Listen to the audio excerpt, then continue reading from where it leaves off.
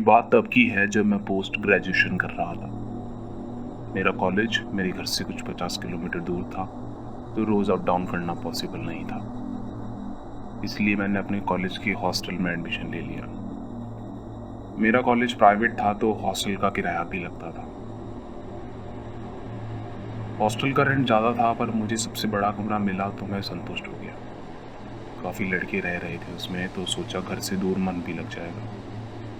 Hostel में आधे से ज़्यादा लड़के ग्रेजुएशन कर रहे थे और वो सब मेरे जूनियर्स थे। मेरी वार्डन करीब 40 साल की एक औरत थी। एक दिन उसने मुझसे कहा कि एक लड़का नया नया आया है और मुझसे पूछा अगर मैं उसके साथ अपना रूम शेयर करना चाहूँ। रूम का रेंट भी बहुत ज़्यादा था, तो मैंने फटाफट हाँ बोल दिया। अगले दिन ही मेरा नया रूममेट, जिसका नाम अखिलेश था, वो मेरे रूम में शिफ्ट हो गया। अब हम 2 लोग थे, तो हॉस्टल के काफ़ी सारे लड़के पूरा दिन मेरे रूम में बैठा करते थे। वहाँ बैठ के वो बातें किया करते थे, पढ़ते थे। कभी कभी तो पूरी रात निकल जाती थी डरावनी बातें करने में। मुझे भी बहुत मज़ा आता था और मेरा दिन कब निकल जाता था पता ही नहीं चलता था। अखिलेश भी मेरी ही क्लास का था, तो हम साथ पढ़ाई भी किया करते थे। हॉस्टल में मेरे रूम के जस्ट बगल वाला रूम, वो हमेशा बंद रहता था। मैंने कभी उस रूम को खुला नहीं देखा। उसके बाहर ताला लगा हुआ था। हमने कई बार वार्डन से उस रूम के बारे में पूछा कि ये खाली पड़ा रहता है तो इसे रेंट पे ही दे दो, तो वो हमेशा बात को टाल कर कहती कि इस रूम में सिर्फ हॉस्टल का सारा फालतू सामान पड़ा है। मेरे रूम में एक डक्टिंग एसी लगा हुआ था, जिसका स्विच हमारे रूम में कहीं नहीं था। वार्डन ने बताया कि उसका स्विच उस बंद कमरे में है। मुझे समझ नहीं आया कि गर्मियों के टाइम एसी कैसे चलेगा। अभी सर्दियों का टाइम था, तो मैंने इस बारे में ज़्यादा नहीं सोचा। एक दिन एक लड़का मेरे रूम में बैठा था और उसने बताया कि वो इस हॉस्टल में 3 साल से रह रहा है। उसने कहा कि 2 साल पहले इस कमरे में एक लड़का रेंट पे रहता था, लेकिन वो बीमार रहने लगा तो यहाँ से खाली करके चला गया। दूसरा लड़का आया तो उसकी भी तबीयत यहाँ आते ही बिगड़ गई, तो वो भी चला गया। तीसरा लड़का तो 1 हफ्ते में ही चला गया। न जाने इस कमरे में क्या दिक्कत है, शायद इसी वजह से वार्डन इसे बंद रखती है। ये सुन के मुझे बड़ा अजीब लगा, लेकिन मैंने इस पे भी ज़्यादा ध्यान नहीं दिया। कॉलेज में सर्दियों की छुट्टियां पड़ गई। 10 दिन की छुट्टियों के लिए मैं अपने घर नहीं जाना चाहता था, क्योंकि कॉलेज का काफ़ी सारा काम अधूरा पड़ा था। अखिलेश ने मुझसे कहा कि वो अपने घर जाना चाहता है। मैंने उससे बोला अगर ज़रूरी नहीं तो रुक जाए, क्योंकि हॉस्टल के ऑलमोस्ट सारे लड़के छुट्टियों में घर चले जाएंगे और मैं अकेला पड़ जाऊंगा। लेकिन उसने जाने की जिद करी और मुझे भी थोड़े दिन घर चले जाने की सलाह दी, पर मेरा असाइनमेंट्स को पूरा करना बहुत ज़रूरी था और घर जाकर मुझसे ये सब होता नहीं। छुट्टियां पड़ने के अगले ही दिन अखिलेश अपने गांव चला गया और हॉस्टल में मेरे साथ 4-5 लड़के और रुके।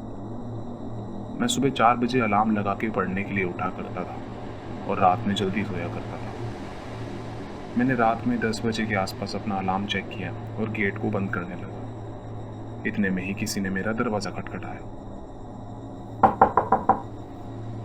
मैंने अपना दरवाज़ा खोला तो मेरे सामने वाले रूम में रहने वाला लड़का, जो मेरा जूनियर था, वो मेरे सामने खड़ा था। उसका नाम गौरव था। उसने मुझसे झिझकते हुए कहा कि भैया मेरे रूममेट अपने गांव चले गए हैं और मुझे अकेले सोने में डर लग रहा है। मैंने कहा अच्छा ठीक है, पर मुझे डिस्टर्ब मत करना, क्योंकि मुझे सुबह जल्दी उठना होता है। उसने सर हिलाया और अपने रूम से अपना तकिया और कंबल लेकर अखिलेश के बेड पे बैठ गया। सर्दियों के कारण गेट में से ठंडी हवा आती थी, तो मैं रोज जाली का गेट बंद करके उस पर पर्दा लगा के और फिर लकड़ी वाला गेट बंद करता था, ताकि हवा आर पार ना हो। मैंने अच्छे से डोर लॉक चेक किया और फिर लाइट बंद करने लगा, तो गौरव ने मुझसे लाइट ऑन करने को कहा। मैंने लाइट जलाई तो गौरव ने कहा कि भैया मेरे गण बहुत छोटे हैं, मुझे अक्सर कुछ ना कुछ अजीब दिखाई देता है, तो प्लीज़ लाइट ऑन रहने दो। उसने ये बात हमें पहले भी बताई थी और पहले की तरह मैंने हंसकर कहा कि मैं हूं ना, टेंशन मत ले, कुछ नहीं होगा। लाइट्स ऑफ करके मैं बेड पे लेट गया। करीब आधे घंटे बाद गौरव ने मुझसे पूछा कि मैं जाग रहा हूँ या नहीं। मैंने जवाब दिया हाँ, क्या हुआ? तो उसने मुझसे एक बड़ा ही अजीब सवाल पूछा कि क्या मैं भूत प्रेतों में विश्वास करता हूँ। मैंने कहा नहीं, ऐसा कुछ नहीं होता भाई, तू सो जा और मुझे भी सोने दे। मैंने सोचा अब नहीं सोया तो नींद पूरी नहीं होगी, और सोचते सोचते मुझे नींद ही आ गई। मेरी आदत थी कि मैं अलार्म बजने के 5-10 मिनट पहले ही उठ जाया करता था। इस रात जब मेरी आंख खुली तो मैंने टाइम देखा। मैंने सोचा उठने का टाइम हो गया है, और अलार्म बंद करने के लिए मैंने फ़ोन उठाया तो रात के 3 बज रहे थे। गौरव आराम से सो रहा था। मैंने फ़ोन को एक हाथ से लॉक करा और नज़रों से हटाया तो मुझे रूम का पर्दा हिलता दिखाई दिया। मुझे अचानक याद आया कि गेट को तो मैंने अच्छे से लॉक किया था, फिर ये पर्दा क्यों हिल रहा है।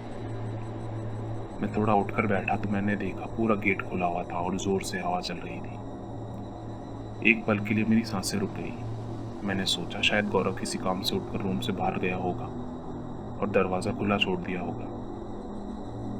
मैं उसे बंद करने के लिए उठने ही वाला था कि मुझे गेट के बाहर कुछ खड़ा दिखाई दिया। मैं सकपका गया और सोचा कि इस टाइम ये कौन खड़ा है और क्यों।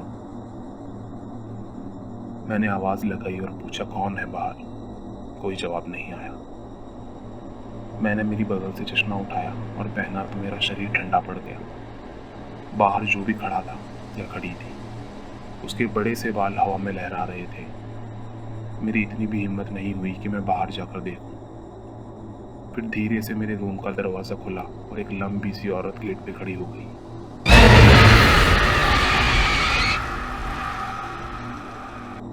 वो बहुत लंबी थी और उसके बाल उसके घुटनों से भी लंबे थे।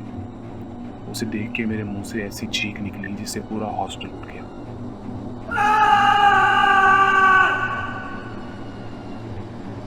मैं रेंगता हुआ भागा और सामने वाली दीवार के स्विच पर जोर से हाथ मारा। जैसे ही लाइट्स ऑन हुई गौरव जाग गया और मैं दरवाजे को देख के हक्का बक्का रह गया। दरवाज़ा ठीक वैसे ही बंद था जैसे मैंने उसे सोने से पहले बंद किया था।